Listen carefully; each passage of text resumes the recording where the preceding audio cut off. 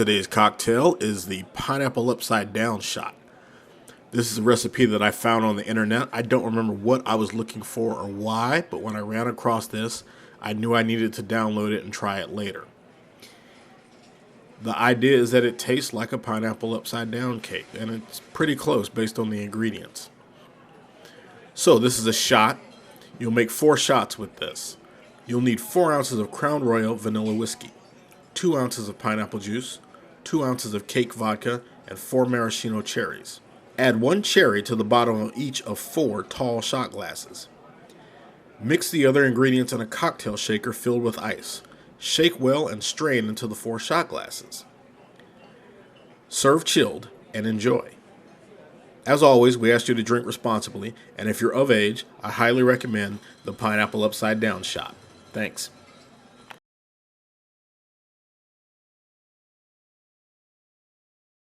Welcome back to Cocktails and Crankshafts. It's your boy, the Killer Bee, the Fat Man, the Africanized Honey Bee, the Car Guy Blog 05 guy, the 05 car guy. That's carguyblog05 at gmail.com.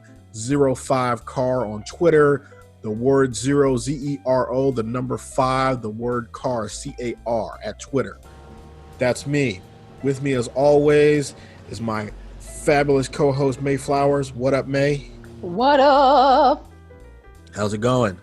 Man, you know it's going. It's like a jungle. Makes me wonder. This is definitely going to date this, but Happy New Year. Right. You got, bye-bye 2020 and welcome 2021 and whatever this part of the crap show will be. As we're recording this, today is the 3rd of January, 2021. I suspect this won't be released. I'm out of order at this point, so these are coming out very randomly. We might record twice today, and one will come out in January or February, and the other one might not be out till June. It is what it is. Sure. That said, today we're going way back in the Wayback Machine, June 20 and 21, 2009. Exactly. Wayback Machine, the time machine. We're going back in the day. A car I do not even own anymore. A car that subsequently blew its engine and was relieved of my care, I guess you could say. But we're talking about Redline Time Attack at Autobahn Country Club in Joliet, Illinois on the weekend of June 20th and 21st, 2009. Let's set the table a little bit. So I had the Stinger, which is my flat black track prepped car, roll cage, big brakes, high friction, high temperature brake pads, safety harnesses, etc., camera mount, the whole shebang, right? Normally aspirated, but prepped to run on a track, could run on a track in 90-degree temperatures all day and not overheat. Okay, now picture the fall of 2007. I pull into the garage and start to dismantle that car because I'm going to add a turbocharger and a new suspension. And I think my safety harness had reached the end of its inspection date. And I'm not one of those guys. When my harness gets to its inspection date, I just throw it out and get another one. I never really believed in sending the harness off for inspection and or rewebbing. No. Oh, so that was going to be my question. Did you just send it off to get inspected, or you just chuck it and buy a new one? They will inspect them, but my thing is, I know that nylon degrades in ultraviolet light, and so if you have a car that spends any significant time outside, those seat belts deteriorate over time, and it's just, for me, it's just easier to scrap them and get new ones. But sure. All of that had sort of come around, and I was in a place at the time where I had a big old garage where I could do this kind of work. So I get the car up on the jack stands, I pull the engine out, I pull the wheels off, I drop the oil pan, I drop part of the suspension. And while I'm doing this, in my real life, I apply for a new job. Funny how that works. As my life goes, is the way my life typically works, if I apply for a job, and getting that job would be inconvenient to me, predictably, I get that job. For instance, I applied to graduate school. I got a new job. I started dismantling my race car to rebuild it. I got a new job. So, So what I'm hearing you say is if you want a new job, you need to go start something complicated. right, exactly. I Yeah. need to like have a kid or get married or Yeah. whatever, and poof, new job will mysteriously appear, Bam. cause me to have to relocate somewhere. That's a bar.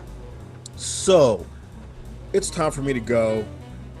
I got to quickie bolt this car back together to tow it to my new locale. In the meantime, summer comes, fall comes, and spring comes back around. And unfortunately, in my new situation, I just didn't have time to get the car done. So the brakes are on, the new engine, the turbocharger and the intercooler are on. I did not have time to redo the suspension. However, it's now racing season, and I've got a dilemma. I got 2 events coming early in the season, and my car is not ready. So what do? I pull out the backup car, the Buzzer. Now, the Buzzer at this point in its life has about 130,000 miles on it, is 13 years old on its original suspension.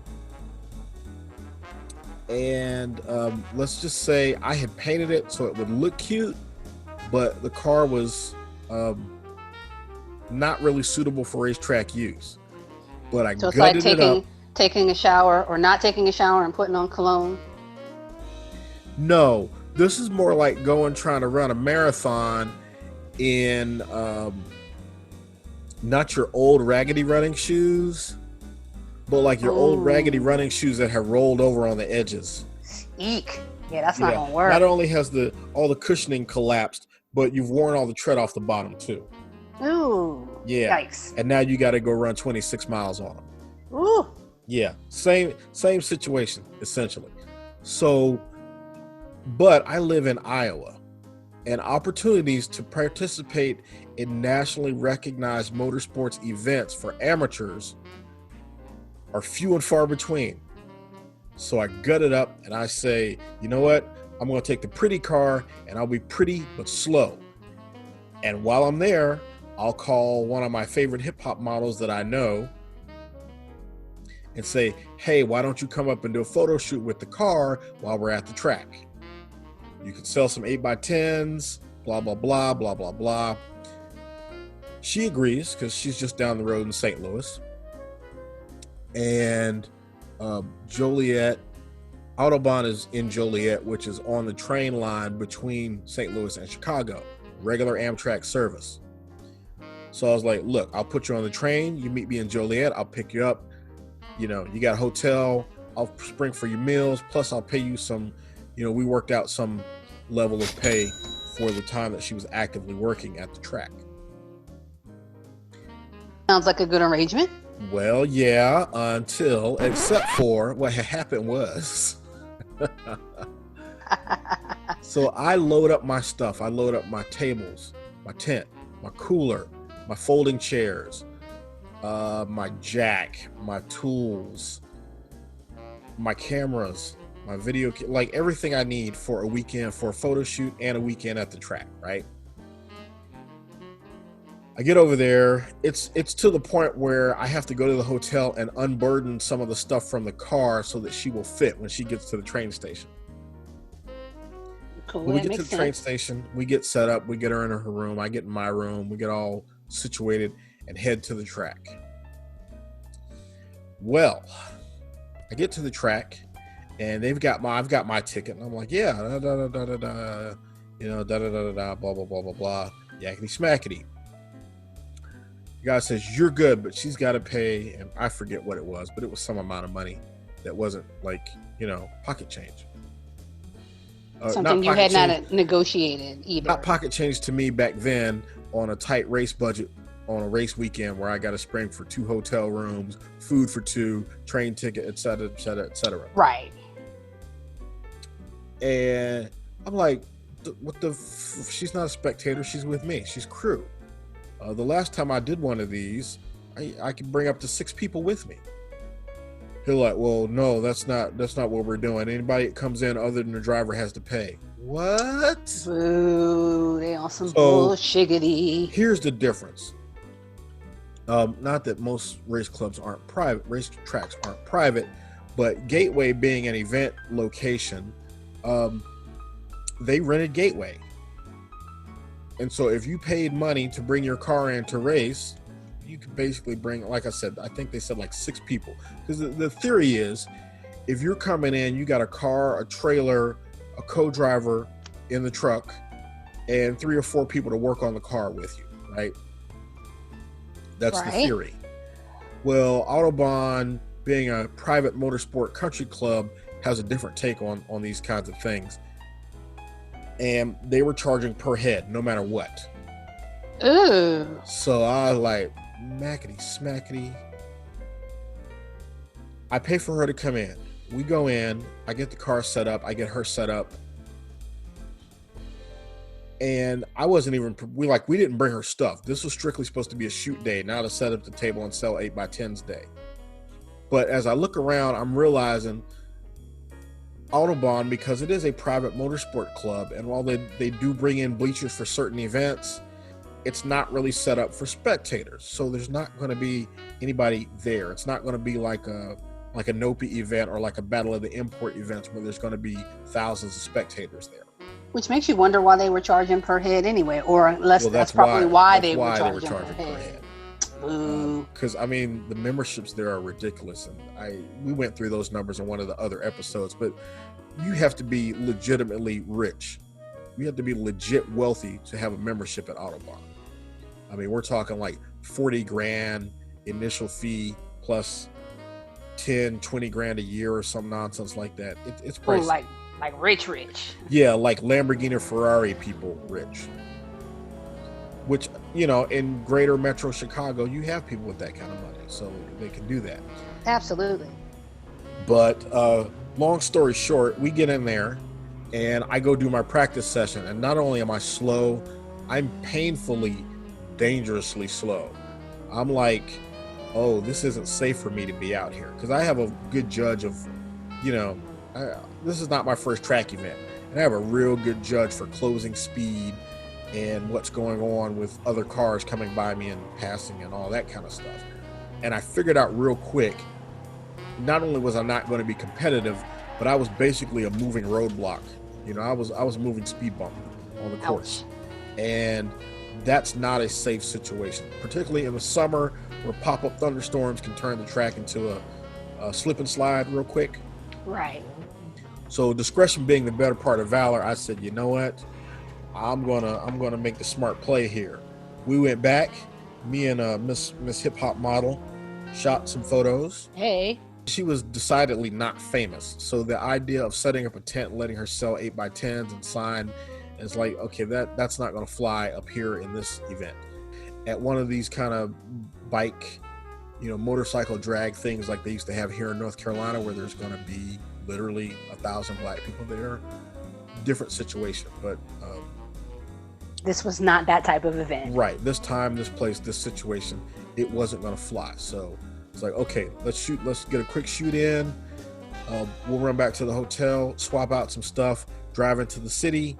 And that's what we did. We drove into the city, got some shots at the I think it's the 60th Street Beach House at Lake Michigan, which is one of the public beaches in Chicago, but it was closed that day due to E. coli warning. They got a thing there where they monitor the water, and if the E. coli readings in the water get too high from seagull poop or goose poop or whatever, they close the beach. Yeah, because nobody wants no parts of that. Right. So the beach was closed that day, but we were able to get into the beach house, the swimming house. Back in the old days when people used to wear the long wool swimming suits, it was the changing house, and it's still, you know, it's a substantial structure there on the coast of Lake Michigan.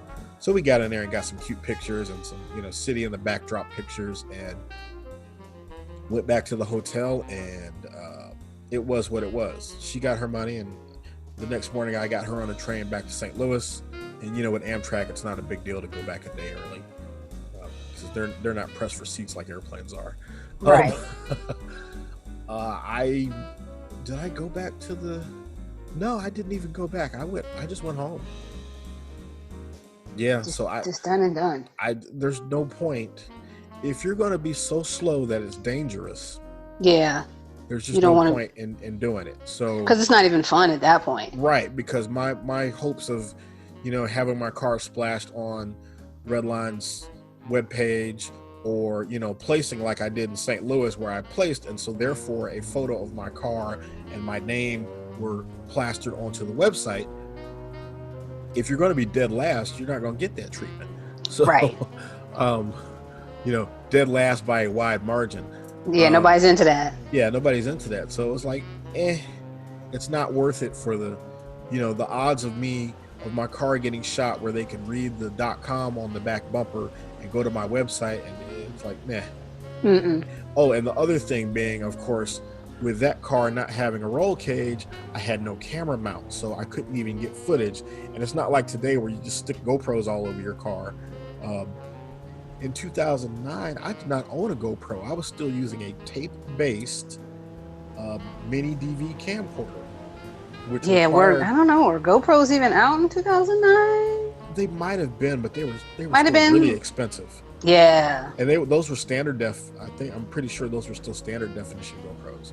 Let's ask the Google machine. Ah, yes. Because Let's ask the Google. 2004 first camera, which was a 35 millimeter film camera. Okay, 2007 was the digital 3, which was the 3 megapixel stills and standard definition video.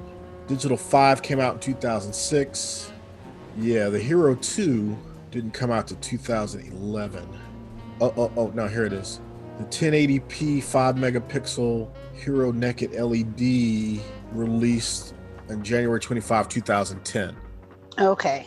So yeah, 2010 is when GoPros got good. Because I know it hasn't been that long, and then they just kind of disappeared. Okay, here's the secret, right? I have owned 6, 7, 8, maybe 9 GoPros total. Oh, Dad. None of which I ever bought new. They don't have any moving parts. And if you don't abuse them, they don't really break. So there's no impetus to go back and get a new one. Like I had a standard definition, I sold it to a friend. I bought an HD, I bought another HD, I bought another HD, I bought another HD, I bought another HD. I sold 3 of them, and then I bought 2 more, and then I bought a Session, a little cube one. But here's the catch. If it doesn't fall off your car, if you don't lose it in the ocean, or you don't smash it, it's good. It works. So there's no reason to go trade up and buy another $300 or $400 one next year when the $85 one you got off of eBay works just fine. Right. Their business model kind of painted themselves into a corner. Everybody that wanted a GoPro had a GoPro. Right. When that happens, you have to innovate and release new products that people are compelled to buy, which is what they try to do with the drone. It didn't work out because drone companies were better at it than they were. I don't know that they're dead, but they've kind of gotten themselves into a situation where they can't sell any more cameras. So anyway, all of that to say, at that time in 2009, I was relying on tape-based standard definition camcorders, which had to sit on something sturdy like a roll cage. And in a street car that did not have a roll cage in it, I couldn't even get good track footage. So I was like, this is a blown weekend. I'm going home. So I sent her home. I went home, and it was what it was. Now, the funny part was the photos I got of my car that I took myself, because the car was painted bright, that was when it was bright yellow. It had the B on the hood and had the 240 SX decals down the side. And I had my big old Redline Time Attack number plates on the side. It looked great. It looked good. It was what it was. It was the photo car, but it was not the racing car. It was the cute car. That's what happens when you show up at a gunfight with a sword. A pretty nickel-plated, highly polished sword with your white gloves on, but it's still a sword, and you're in a gunfight. And you're at a gunfight, right? You look great, but you ain't ready. You look good, but you're going to die. So, It was what it was. Redline Time Attack 2009 was a good idea, but a failed attempt. Kind of like Wonder Woman 84. So what happened to the other 83 movies? Right. Why are we starting at 84? Where's 1 through 83? They're so stupid. People are dumb. But no, because I did 2 motorsport events in the spring of 2009 in that car, and I paid dearly for that because that car was not appropriate to those situations. That's the same car that I took to Road America and had the mishap with. So it just wasn't ready for prime time. Right. And Road America should have taught me a lesson, but you get so keyed up about the opportunity to do something that you don't get to do, because that was literally the last time that I drove my car in an actual motorsport event. Oh, wow. Yeah. Until this year, until summer of 2020, when I took the 350Z out for autocross, I had not driven a vehicle I owned in a motorsport event since that day in June of 2009. It's like riding a bike, though, right? You just pick up where you left off. Oh yeah, I mean, I still know how to shift. That's the biggest thing. Right. And the time I spent in Vegas with the exotic racing sort of reminded me that yes, I can drive a high performance car, especially modern ones that have all kinds of electronic doohickeys. Of course, my 240s don't have ABS, don't have traction control, don't have any electronic anything other than the actual engine control, fuel injection computer. Right. Other than that, it's the buzzer was an automatic transmission, but the Stinger was 3 pedals on a stick, and you pick your own gears. You hope that the differential holds up, and you try not to hit the brake pedal too hard. And there it is. When it's wet, you try not to step on the gas too hard, which is exactly what happened to me at Road America. So, overall, though, it's a good event. What we used to say when I was autocrossing was, you can't win if you don't enter. Actually, that was more of a drag racing thing, because in drag racing there's money. So, we always just say you can't win if you don't enter. So you pay your $25 and you put your car on the starting line and hope for the best. True that. Can't finish if you don't start. Right.